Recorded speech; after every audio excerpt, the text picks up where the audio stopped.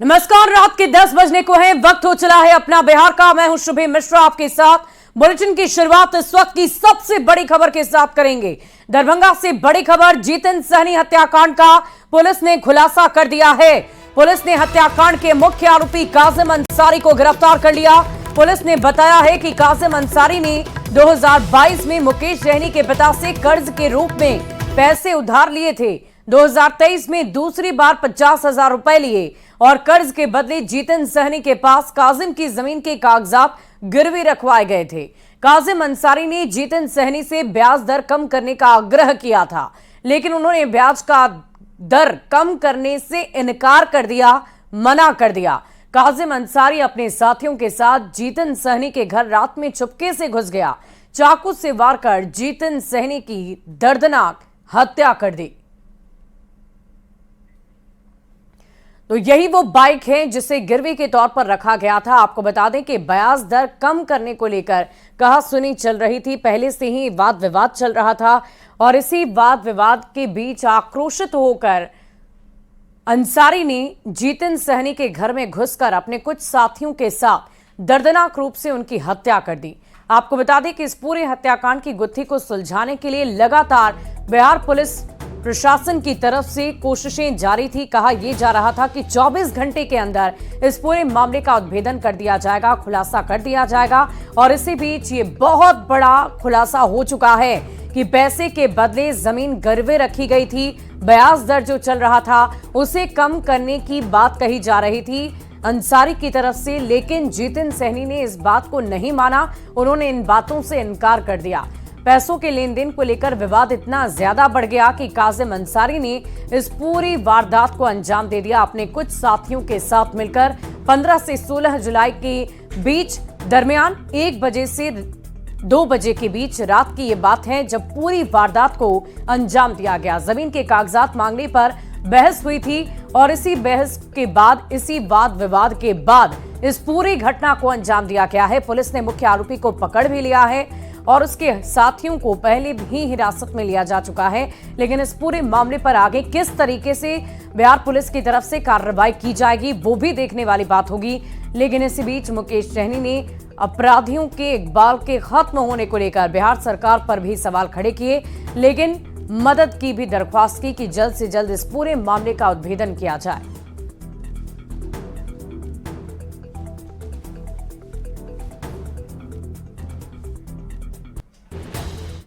और चलिए अब आपको पुलिस की थ्योरी को समझाते हैं कि पैसे के लेन देन में कैसे इस पूरी वारदात को अंजाम दिया गया।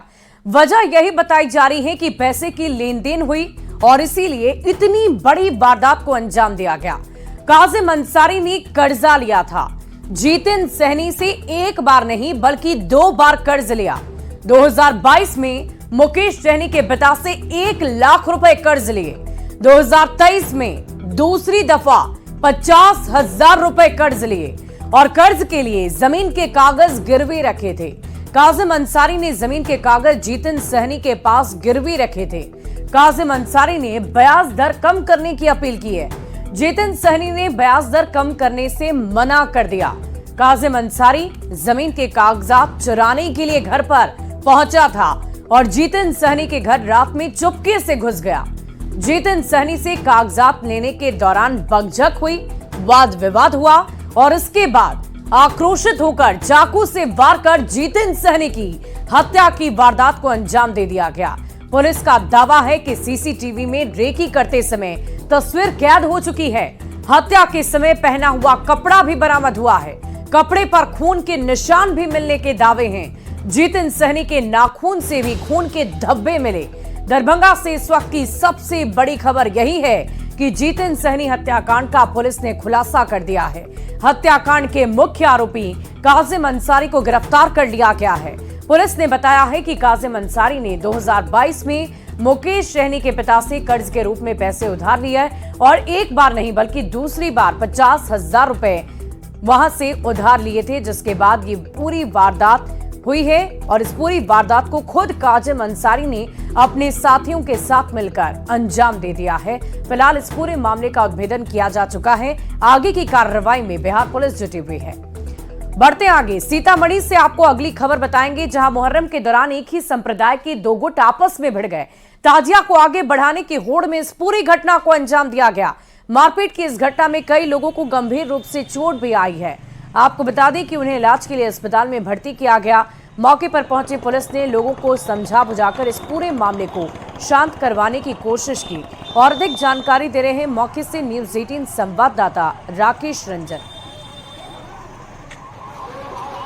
मुहर्रम पर्व को शांतिपूर्ण तरीके से संपन्न कराने को लेकर पिछले कई दिनों से जिला प्रशासन के द्वारा कवायद जारी थी और लगातार शांति समिति की बैठक का आयोजन कर मुहर्रम पर्व को शांतिपूर्ण माहौल में संपन्न कराने को लेकर जिला प्रशासन आम नागरिकों से अपील कर रही थी। लेकिन इन सब के बीच सीतामढ़ी शहर में आज मुहर्रम पर्व को लेकर जो ताजिया जुलूस निकाला जाता है, उसमें एक घटना घटी है, जिस घटना में एक ही संप्रदाय के दो गुट ताजिया जुलूस निकालने के दौरान वर्चस्व को लेकर आपस में भिड़ गए। यह वही इलाका है जहां पर ताजिया जुलूस के दौरान दो गुट आपस में भिड़ गए और एक दूसरे पर पथराव करने लगे और जमकर लाठियां बरसाई। आप तस्वीर देख सकते हैं, आज तकरीबन 12 बजे की यह घटना है, जब ताजिया जुलूस के दौरान दो गुट वर्चस्व की लड़ाई को लेकर एक दूसरे से आगे निकलने की होड़ में आपस में भिड़ गए और यहाँ पर जमकर लाठियां चली और एक दूसरे पर लोगों ने पथराव रोड़े बरसाए। और आप तस्वीर देख सकते हैं, अभी माहौल पूरी तरीके से शांत हो गया है और जिला प्रशासन और पुलिस बल के द्वारा मामले को किसी तरीके से शांत कराने का प्रयास किया गया। इस पथराव में तकरीबन 1 दर्जन से ज़्यादा लोग घायल हुए, जिन घायलों को सीतामढ़ी सदर अस्पताल में इलाज के लिए भर्ती कराया गया। इतना ही नहीं, माहौल को शांत करने के लिए सीतामढ़ी के डीएम रिची पांडे के द्वारा शांति समिति की बैठक का आयोजन किया गया है और यह बैठक सीतामढ़ी के नगर थाने में आयोजित किया गया है। तो आप तस्वीर देख सकते हैं, घटना के बाद से यहाँ पर गहमा गहमी का माहौल कायम है और बड़ी तादाद में लोग इस घटना की चर्चा कर रहे हैं कि आखिरकार पर्व त्योहार को लेकर लोग इतना उन्मादी कैसे हो जाते हैं और एक दूसरे पर ही लाठियां और रोड़े क्यों बरसाते हैं। राकेश रंजन, न्यूज़ 18 सीतामढ़ी। और मोतिहारी में मुखिया पति के घर पर हमला हुआ है। मारपीट में 5 लोग जख्मी हुए। सुगौली के नकरदेई में घटी इस घटना को लेकर आरोप है कि मुहर्रम जुलूस में शामिल शरारती तत्वों ने इस पूरी वारदात को अंजाम दिया, हमला किया। घायलों का इलाज मोतिहारी अस्पताल में जारी है। पुलिस हमेशा की तरह कार्रवाई की बात कर रही है।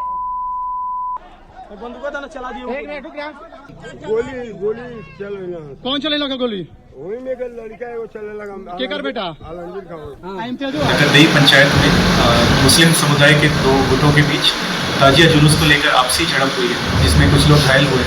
घायल लोगों को अस्पताल भेज दिया गया इलाज हेतु। इसके अलावा फायरिंग की भी घटना प्रकाश में आई है, जिसकी पुलिस द्वारा जांच की जा रही है। और अगली खबर अररिया से, जहां पलासी थाना क्षेत्र के पीपरा बिजवार में आज दोपहर मुहर्रम ताजिया जुलूस के दौरान बहुत बड़ा हादसा हो गया। ताजिया के हाई टेंशन तार की चपेट में आने से 20 से ज्यादा लोग जख्मी हो गए। आपको बता दें कि ताजिया को लेकर लोग जुलूस की शक्ल में लोगों के दरवाजे से गुजर रहे थे और इसी दौरान खेत से होकर जाने के दौरान ये दर्दनाक हादसा हो गया। सभी घायलों का अस्पताल में इलाज लगातार जारी है। जो त्योहार है उसमें इलेक्ट्रिक शॉक का ही ये मामला है। ये जो 14 का जो मामला है उसी का है। कोई कम है, कोई ज्यादा है। वहाँ से 8 रेफरल हुआ। पहले तो 2 तो बाहर ही चले गए। यहाँ जो आए थे वो 4। अभी जो रिसेंटली आए हैं वो 3:40 में। और इसी बीच बेगूसराय से आपको बड़ी खबर बताएं, जहां 10वीं के छात्र की निर्मम तरीके से हत्या का मामला सामने आ गया है। छात्रा की हत्या कर शव को टांग दिया गया है। इस पूरी घटना के बाद इलाके में सनसनी है। ये घटना चौड़ाही थाना क्षेत्र की नारायण पीपर गांव की बताई जा रही है। फिलहाल पुलिस इस पूरी घटना पर कुछ भी कहने से बचती नजर आ रही है, लेकिन इस पूरे मामले की जांच लगातार जारी है।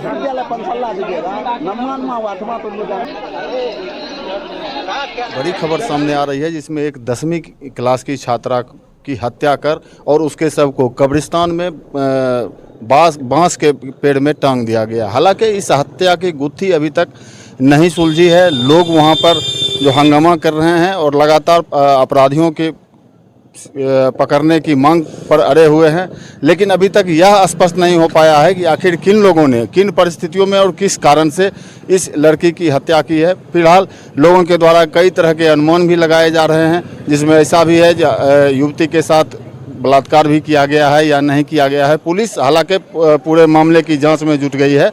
अभी तक पुलिस कुछ भी बताने से इनकार कर रही है। पुलिस का कहना है कि डॉग स्क्वाड की टीम भी आ रही है और उसके द्वारा भी जांच की जाएगी, तभी कुछ स्पष्ट हो पाएगा कि आखिर इस हत्या के पीछे किन लोगों का हाथ था और किस कारणों से इस जो है छात्रा की हत्या की गई है। फिलहाल पुलिस पूरे मामले की जांच में जुट गई है। पूरा मामला छौड़ाही थाना क्षेत्र के नारायण पीपर गाँव की है। पुलिस की टीम यहां पहुंच चुकी है, बड़े पदाधिकारी भी पहुंच चुके हैं और जांच की जा रही है और पुलिस जांच के बाद स्पष्ट हो पाएगा कि पूरा मामला क्या है। संतोष कुमार, न्यूज़ 18, बेगूसराय। तो कब्रिस्तान में शव मिला, हत्या के बाद कब्रिस्तान में उसे लटकाया गया और इस पूरे मामले की तहकीकात पुलिस के द्वारा की जा रही है। छौराहे के नारायण पीपर की ये पूरी घटना बताई जा रही है। मृतक छात्रा की पहचान भी हो गई है और लगातार आगे की कार्रवाई में पुलिस जुटी हुई है। आपको बता दें कि कब्रिस्तान में छात्रा का शव मिला, हत्या के बाद कब्रिस्तान में उसे लटका दिया गया है। फिलहाल इस पूरी वारदात को किसने अंजाम दिया, इसकी तहकीकात में पुलिस जुटी हुई है। और पटना सिटी के बाईपास थाना क्षेत्र के पहाड़ी स्थित एक बैंक्वेट हॉल में मंचलों ने एक महिला डांसर के साथ सामूहिक दुष्कर्म कर दिया है। पीड़िता ने बाईपास थाने में इस पूरे मामले को लेकर शिकायत दर्ज कराई। बाईपास थाने में पटना सिटी निवासी छोटू डीजे समेत 5 अज्ञात लोगों के खिलाफ प्राथमिकी दर्ज कराई गई है। मामला संज्ञान में आने के बाद पुलिस आरोपियों की पहचान और उनकी गिरफ्तारी को लेकर ताबड़तोड़ छापेमारी अभियान में जुट गई है। और बाढ़ जैसे हालात के बीच कटिहार के मनिहारी में गंगा नदी पूरी तरह उफान पर है। सावन के महीने में गंगा नदी से जल भरकर शिव भक्त जलाभिषेक करते हैं, लेकिन गंगा घाट पर जिला प्रशासन की तरफ से कोई मुकम्मल व्यवस्था नहीं की गई है। गंगा नदी के किनारे बैरिकेडिंग होने की वजह से हादसे कम हो सकते हैं, लेकिन वहां पर ऐसी कोई भी परिस्थिति नजर नहीं आ रही। बैरिकेडिंग नहीं है, ऐसे में हादसे की आशंका है। अधिक जानकारी दे रहे हैं न्यूज़ 18 संवाददाता सुब्रत गुहा। सावन के दस्तक के साथ ही मनिहारी गंगा घाट में भोले भक्तों की भीड़ बढ़ जाती है और इसी गंगा घाट से दूर दूर से लोग जल लेकर अपने शिवालयों तक पहुंचते हैं और वहां जलाभिषेक करते हैं। लेकिन इस बार जो स्थिति है वो काफ़ी भयावह है। आपको ये तस्वीर दिखा रहे हैं, ये मनिहारी गंगा घाट की तस्वीर है। आप जरा अंदाजा लगा सकते हैं पानी किस स्तर से तेजी से बढ़ा है। और लेकिन इस बीच एक दुखद तस्वीर मनिहारी की है कि मनिहारी गंगा घाट में अब तक बैरिकेडिंग जैसी कोई व्यवस्था नहीं है, जबकि सोमवारी के दिन यहाँ 2 से 2.5 लाख लोग पहुँचते हैं, ऐसा यहाँ के लोग कह रहे हैं। जरा बात कर लेते, कुछ लोग हैं उनसे, क्या व्यवस्था किया गया है? अभी तो पानी का जो समस्या है बहुत ज़्यादा स्पीड में बढ़ रहा है पानी, और बैरिकेडिंग अभी हो जाना चाहिए अभी तक में, क्योंकि आगे इतना पानी है किसी को पता नहीं चल रहा है। हो सकता है कोई घटना घट जाए। मनिहारी के उप मुख्य पार्षद भी हमारे साथ है, जरा उनसे बात कर लेते हैं। क्या लचर व्यवस्था है, क्या कारण से आप लोग अब तक व्यवस्था नहीं कर पाए हैं? देखिए, सभी चीज़ की व्यवस्था तो हो चुकी है, लेकिन जहाँ तक बैरिकेडिंग की व्यवस्था है, आप सबों को जानकारी होगी कि जुलाई के महीने में नवनियुक्त कार्यपालक पदाधिकारियों का ज्वाइनिंग हुआ था, पदस्थापन हुआ था। उसी में मोहम्मद नसीमुद्दीन खान जी हमारे नगर पंचायत कार्यालय मनिहारी में ज्वाइनिंग किए दिनांक 3 तारीख को, और उसके बाद वो कहाँ गए, न संपर्क माननीय मुख्य पार्षद जी से साधे, न हम सबों से साधे, न किन्हीं पार्षदों से साधा, जिसके कारण कि अभी तक बैरिकेडिंग की कार्य सुनिश्चित नहीं कर पाई है। तो ये बड़ा दुर्घटना कारण हो सकता है। बिल्कुल बिल्कुल, और इनके जिम्मेदार सिर्फ और सिर्फ मेरे हिसाब से कार्यपालक पदाधिकारी होंगे। सावन के साथ जब भोले भक्तों की टोली मनिहारी गंगा घाट पहुंचेंगे तो उनके सुरक्षा को लेकर जो इंतजामात होना चाहिए वो नहीं हो पाया, जो एक बड़ी दुर्घटना का वजह बन सकता है। सुब्रत, न्यूज़ 18, कटिहार। और बड़ी पटन देवी जो 51 शक्ति पीठों में से एक है, जहां मां आदि शक्ति 3 स्वरूपों में विराजमान है। इस मंदिर का निर्माण कार्य चल रहा है। पटनेश्वरी, जहां मां आदि शक्ति, मां जगदम्बा, महालक्ष्मी, महासरस्वती, महाकाली के रूप में एक साथ विराजमान हैं। जगदम्बा अपने गर्भगृह में फिलहाल नहीं है क्योंकि मंदिर का निर्माण कार्य चल रहा है। यहाँ पर मंदिर में हर दिन हजारों श्रद्धालु मां आदि शक्ति के दर्शन करने आते हैं, लेकिन सभी श्रद्धालु भी मां को उनके गर्भगृह में देखना चाहते हैं। मंदिर का निर्माण कार्य लगभग 2 सालों से चल रहा है। मां के गर्भगृह को एक खूबसूरत गर्भगृह बनाया जा रहा है और ये देखिए, जहां मां आदि शक्ति का जो स्थान है उस जगह को तो तैयार कर लिया गया है, लेकिन मंदिर का जो निर्माण कार्य है लगभग 30% ही पूरा हो पाया है। हालांकि पटना के जिलाधिकारी डॉक्टर चंद्रशेखर ने साफ तौर पे कहा है कि इस नवरात्रि मां अपने गर्भगृह में विराजमान होंगी। जो ये मंदिर है उसकी तस्वीर जरा हम आपको दिखा दें। इस मंदिर की जो आकृति है, आने वाले दिनों में जो भक्त हैं वो कुछ ऐसी देख पाएंगे। मां पटनेश्वरी एक छोटे से मंदिर में विराजमान थी, लेकिन अब इसे नया स्वरूप दिया जा रहा है और मां के जो भव्य मंदिर है वो इस तरीके से तैयार किया जा रहा है। उम्मीद यही की जा रही है कि इस नवरात्रि मां अपने गर्भगृह में विराजमान होंगी। जो मुख्य महंत हैं, महंत विजय शंकर गिरी, वो भी यहाँ हैं। बाबा, सभी भक्त यहाँ हर दिन आते हैं और सभी को इंतजार है कि मां अपने गर्भगृह में कब विराजेंगी। डीएम का भी कहना है कि इस नवरात्रि मां आ जाएंगी। क्या लगता है?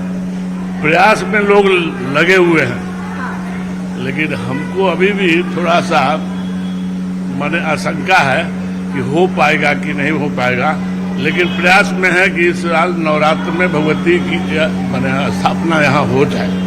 अभी कितना प्रतिशत मंदिर का काम बाकी है? अभी तो देखिए रहे हैं, अभी तो कुछ, अभी तो सब जगह खतरी है। इस केवल स्थान जो है बाकी हुए, अभी 50% भी नहीं हुआ है। 50% भी नहीं हुआ, 50%। अब ये भव्य स्वरूप बनने वाला है ये। अभी देखिए, आप यहाँ दर्शन कराने के लिए जाइएगा, जो दर्शन कराने के लिए जाइएगा, यहाँ पर भक्त लोग आएंगे तभी ना दर्शन करेंगे। अब आएंगे किधर से, ये अभी नहीं बना है। ये देख लीजिए, ये जगह के इसको कहा जा रहा है कि कम से कम इसको तैयार कर दिया जाए। ये देखिए, इधर से भक्त निकलेंगे। उम्मीद की जा रही है कि इस नवरात्रि मां अपने गर्भगृह में विराजेंगे, लेकिन जो तस्वीर है, महंत जी का साफ तौर पे कहना है हम भी चाहते हैं कि मां इस नवरात्रि अपने गर्भगृह में आए, लेकिन जो भक्त हैं जिन रास्तों से आएंगे अभी उसे बनाया नहीं गया है। हालांकि जिला प्रशासन की तरफ से काम है वो तेज गति से शुरू किया जा रहा है।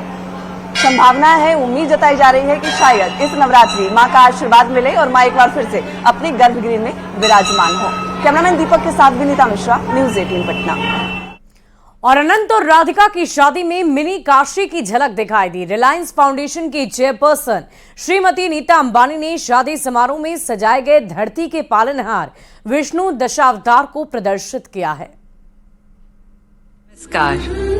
Since time immemorial, the 10 incarnations of Bhagwan Vishnu, known as the Dashavatar, have caught the imagination of Hindus and scholars of Indian civilization. Hindus believe that whenever the world is threatened by evil or negative forces, Bhagwan Vishnu descends on earth in some form of avatar and restores dharma and the cosmic order. With this belief, I conceptualize Dashavatar.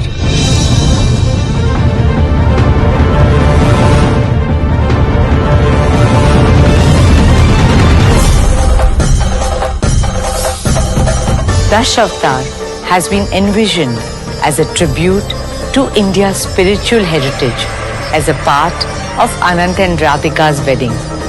I invite people from Mumbai and all over India to come and enjoy this once-in-a-lifetime experience at the Neeta Mukesh Ambani Cultural Center. और फिलहाल इस bulletin में अभी के लिए बस इतना ही। आगे देखिए जोहार झारखंड।